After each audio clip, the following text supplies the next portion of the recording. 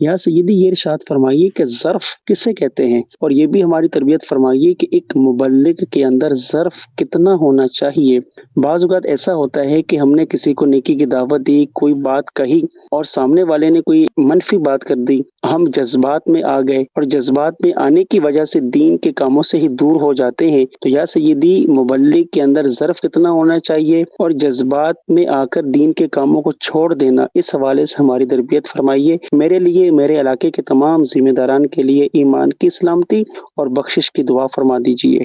ظرف ویسے برتن کو کہتے ہیں ظرف، یہاں مطلب یہ کہ جو بندہ جو ہے یعنی کہ جو مبلغ ہے اس کا ظرف یعنی برتن بہت بڑا ہونا چاہیے، جو آئے وہ سما جائے اور باہر نہ نکلے، سماتا چلا جائے۔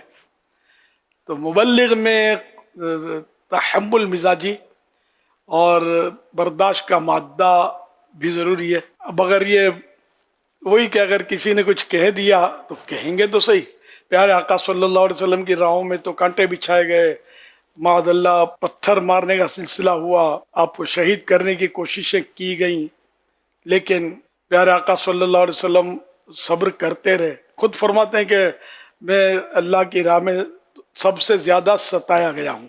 آپ کا ایک فرمان گرامی اس طرح کا ہے صلی اللہ علیہ وآلہ وسلم۔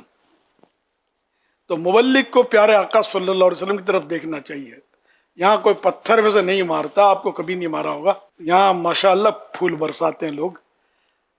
اب کوئی برا بھلا کہے تو کسی نے کبھی آپ کی تعریف بھی تو کی ہوگی، آپ بھگت بھی تو کی ہوگی۔ مجھے برا بھلا بھی کہتے تھے جب شروع میں نکلا، اب تو خیر زیادہ کہتے ہیں سوشل میڈیا کے ذریعے، وہ درد کچھ اور ہے۔ تو میں یا رسول اللہ کہنا چھوڑوں گا نہیں، اور مطلب یہ ہوتا رہے گا، کیا کریں۔ میں بیان کرنا یا تبلیغ کرنا نیکی کی دعوت تو چھوڑوں گا نہیں۔ غیر مسلم طاقتیں بھی ظاہر ہوتی ہیں، غیر مسلمین بھی ہوتے ہیں سوشل میڈیا پر، وہ طرح طرح کے انداز سے وہ وار کرتے ہوں گے، تو بعض نادان لوگ ان کی باتوں میں آ کر آگے بڑھ جاتے ہوں گے، یہ سب ہوتا ہوگا۔ لیکن یہ کہ انشاءاللہ حق بات کا اعلان سرے دار کریں گے، یہ جرم اگر جرم ہے 100 بار کریں گے۔ تو انشاءاللہ نیکی کی دعوت چھوڑنی نہیں ہے، اور آپ نے بھی نہیں چھوڑنی۔ میرا پورا ساتھ دینا ہے، تب ہمت نہیں ہارا کریں۔ اب نیکی کی دعوت دیا کریں، لوگ واقعی مذاق اڑاتے ہیں۔ میرا تو پہلے بھی بہت مذاق اڑتا رہا ہے، اور اب بھی اڑ رہا ہے۔